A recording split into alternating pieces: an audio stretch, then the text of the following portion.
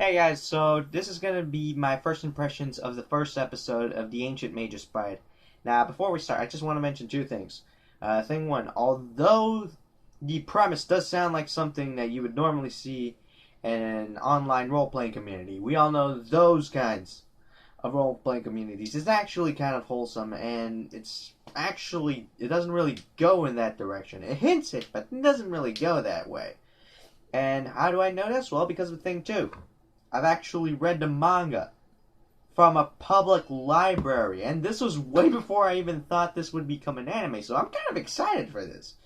And oddly enough, I never really found any copies of the manga back when I was in California. Instead, I actually found it, of all places, in friggin' Texas.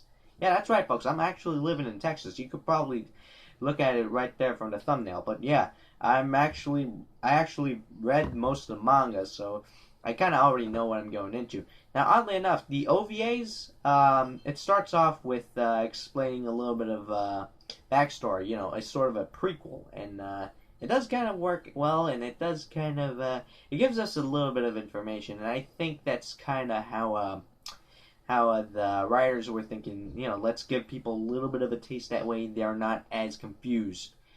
And, sometimes it works, sometimes it doesn't. So let's go with the first episode. Now, the first episode, we are introduced to Chise Hattori. I'm saying it the American way. And basically, she's just decided to sell herself into the world of human trafficking.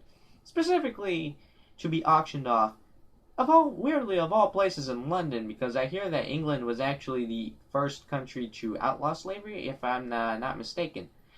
However, yeah, it pretty much goes in that way. And yeah, human trafficking is essentially modern day slavery, folks. And it encompasses all races. So African Americans, don't think you're that special.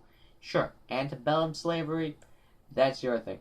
But slavery overall, you don't have complete ownership of that. Anyways, she then gets bought off by the main lead, Elias Ainsworth, for £5 million. That's $6.5 million US.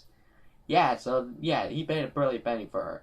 And it does start to, at first it doesn't seem like it's gonna be that much of a decent relationship, but actually, I'll just say this. I thought Elias was smooth in the manga. He's completely suave in the anime. I'll just say that. And sure, Chise is sort of wondering what the heck is going on, and then Elias then explains that she is what they call a slave beggy. I hope I'm pronouncing that right.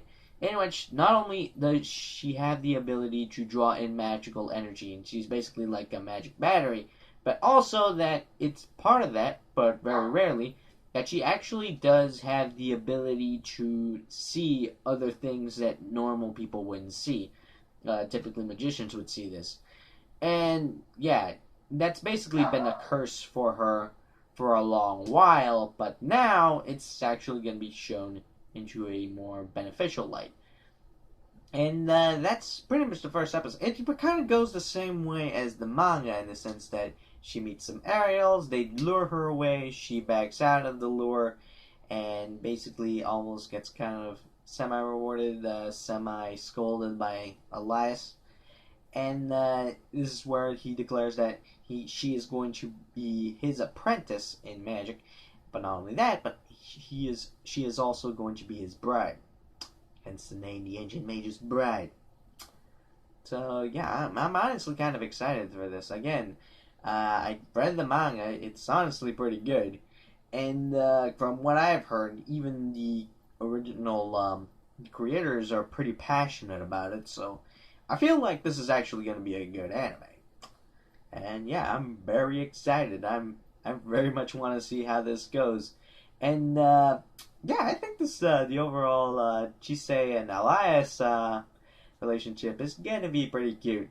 Even though I'm going to have to constantly remind himself that in real life this is perhaps illegal. So yeah. Anyways, that's just pretty much my first reaction, and I'm thinking I might want to do a review later on, maybe of an anime that I've seen, maybe of a couple of animes that I've seen, although I'll have to keep it under 5 minutes because that's how much limit I have on this thing. But yeah, Until then, this has been me. See ya.